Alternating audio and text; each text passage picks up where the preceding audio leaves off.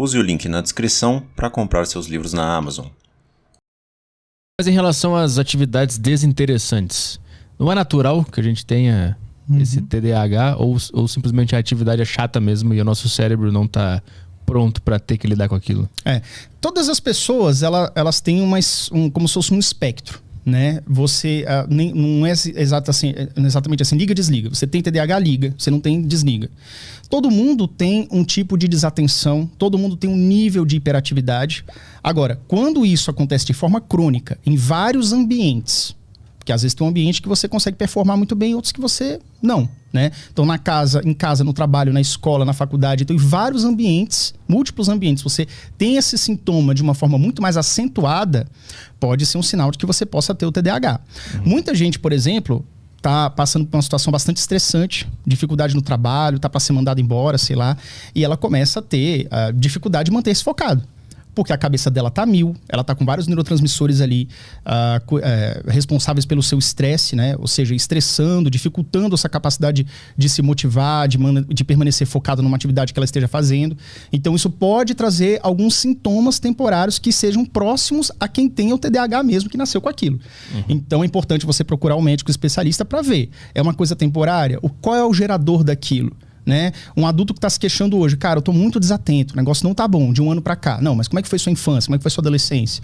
Porque geralmente, como é congênito, tem que acompanhar você desde pequenininho. Mesmo você diagnosticando na fase adulta, tem que ter passado aquilo, tem que ter afetado você na infância e na adolescência em algum nível. Então, assim, como é que o TDAH, qual que seria a diferença do TDAH diante de uma tarefa desinteressante? Então o chefe mandou uma coisa para você fazer, você abre o computador, você abre ali a tela do que você tem que fazer, no sistema que você tem que mexer, o que quer que seja, e rapidamente, nos primeiros 10 segundos, você já está fazendo outra coisa. Você está abrindo outra aba.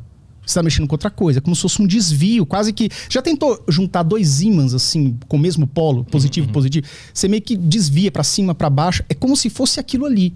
Você está tentando chegar na tarefa que você tem para fazer, mas a sua mente, ela desvia, assim. É uma coisa muito forte, é como se fosse uma força invisível muito forte, que você tem essa dificuldade de se permanecer focado, engajado, né? Então... O TDAH seria isso, é um transtorno que ele afeta você a ponto de trazer reais prejuízos na sua vida. Social, profissional, amorosa, relacionamentos. Então, todo mundo tá de saco cheio de fazer alguma coisa. Todo mundo quer se livrar de uma tarefa chata. Quer procrastinar, quer empurrar com a barriga e fazer depois. Só que o que acontece? Vamos falar um menino de 10 anos, chega da escola. Um tem TDAH, outro não tem TDAH. O que tem TDAH, ele falou assim, não, beleza, eu já almocei, 14 horas que eu vou começar, né? Então, vou jogar videogame aqui, 1 horinha, tá de boa, de 13 às 14 vou ficar jogando. O outro também, o vizinho dele. O vizinho dele, quando dá 14, o cara tá na fase mais difícil, assim, caraca, não, vou ficar mais 10 minutos. Aí ele fica até 14h10. Depois ele mesmo para, fala, não, beleza, eu vou ter que fazer minha tarefa, daqui a pouco minha mãe vai brigar. Ele meio que tem, assim, ele consegue perceber qual que é a sua prioridade e fazer essa transição entre uma tarefa desinteressante para uma interessante. A pessoa que tem TDAH, ela tem um pouco de dificuldade em perceber e executar essa transição. Isso também é um sintoma do TDAH. Quem mexe com computador, se você tiver um computador aí com Windows, você aperta a tecla Alt-Tab. Alt-Tab significa que você troca uma janela para outra. Você está no Chrome, aí você abre o Word, aí você abre outra coisa, né? Você tem várias janelas, você alterna entre as janelas.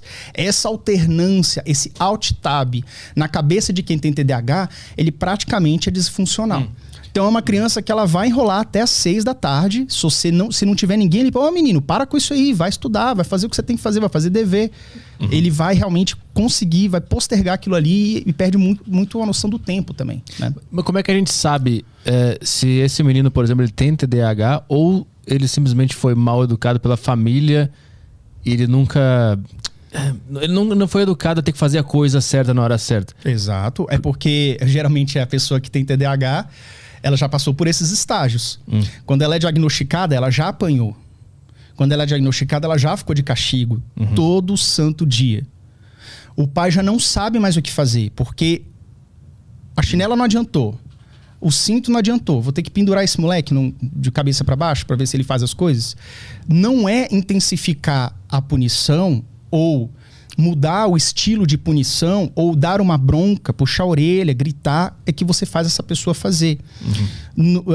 Diante do medo, diante de uma situação que eleva a sua adrenalina, que faz com que você fique em estado de alerta, você consegue perceber... Olha como é que funciona o TDAH. A mãe deu uma chinelada por quê? Você falou que ia estudar 2 horas, deu 4 horas da tarde, tua mãe chegou no meio da tarde, você estava jogando videogame ainda. Tomou a chinelada. Foi chorando pro quarto para fazer dever. Ainda chorando, o menino faz 10 minutos de dever. Uma vez que a situação se acalma, que ele abaixa aquele nervosismo, já tomou a chinelada dele, a mãe já foi pro quarto. Só sai daí quando terminar. Ele não vai sair, porque ele vai ter dificuldade de passar do item 1 de matemática. Ele vai fazer o item 1, item 2, e vai começar a desenhar na borracha dele. Vai fazer cirurgia na borracha, pega o estilete, abre ele no negócio, e não vai fazer o dever. Então, é uma pessoa que... aí, por exemplo, como é que poderia funcionar? Ao invés da mãe dar essa chinelada e mandar o menino pro quarto para estudar, se ela tivesse essa consciência, caramba, ele tem um TDAH e tal, não, ó, vamos parar com isso aí, ó. Você ficou 2 horas a mais, então amanhã você vai ficar 2 horas a menos, beleza? Ah, mãe, não sei o que, não. Sem discussão, vamos pro quarto agora, vamos começar o dever. Qual que você tem? Ah, acho que é português e matemática. Então, assim, tem que puxar do menino. Ah, e aí, que mais? Qual que você tá com mais dificuldade? Ah, mãe, matemática eu não tô entendendo direito. Então, vamos começar com matemática. Aí a mãe ajuda ele a fazer o exercício 1, exercício 2. No 3, ela fala assim, não, beleza, agora faz pra mim aí, vê se você tá entendendo. Às vezes o menino tava voando, né? Fala assim, você não prestou atenção, né? A mãe fez com o menino. Então vamos voltar aqui. Como é que fiz o 1? Ó, o X vai pra cá, o mais 2 vai pra lá. E aí, como é que faz? É chamando. É uma criança que ela vai se desenvolver. Vai chegar um momento que ela vai fazer aquele exercício, ó, como assim, coisa como se ele já conhecesse há muito tempo, né? Vai fazer com muita facilidade. Mas até chegar nesse ponto, ele tem que ter um suporte, ele tem que ter uma guia, ele tem que ter um acompanhamento presente. Então, o que eu digo pra você que certamente é isso. Às vezes, na visão simplista da pessoa que não conhece o transtorno, da pessoa que tá olhando de fora, pô, esse menino claramente não foi bem educado. Cara, com certeza tem uma mãe ali e um pai ali que tá desesperado porque já fez de tudo, não tem mais coração pra bater nesse menino, porque já fez, já não é isso, não tá funcionando. E aí chega uma pessoa desconhecida e fala assim, é porque você não educa direito. Fica julgando esses pais, né? E não é assim que funciona. Então, assim, claro, existem sim pessoas que têm TDAH e tem má condução em casa, né? Talvez falta de educação, o pai não tá olhando, tem isso também. Não é uma pessoa que são seres iluminados que só fazem o que é o correto, não é bem assim que funciona, né? Mas geralmente, a pessoa que tem TDAH, ela chama tanta atenção dos pais no sentido de a escola toda hora chama os pais, ele tem problema no prédio, às vezes ele brinca de lutinha, ele acaba batendo, machucando o coleguinha, que às vezes acaba empurrando, o coleguinha cai, quebra o dente, aí tem que ir lá pagar o dentista lá pro pai do coleguinha, entendeu? Então assim, sempre tem confusões acontecendo, então o pai ele já tá ligado nessa criança. É muito difícil você uma criança com TDAH cujos pais são totalmente relapsos. É muito difícil. É mais comum quando você tem uma criança neurotípica, digamos, padrão, né?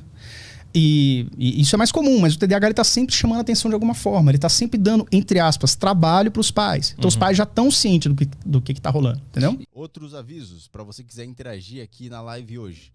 Tem o link que está fixado no chat para você mandar as mensagens na plataforma do flowpodcast.com.br. Você pode mandar as mensagens através das Sparks, que são as moedas lá da plataforma. Você também pode mandar mensagem pela sacocheio.tv, o link também está na descrição. Os assinantes da Saco Cheio TV têm acesso ao grupo do Telegram. Então lá no Telegram você pode mandar mensagens para a gente. Aqui a gente vai ler sempre o Telegram primeiro.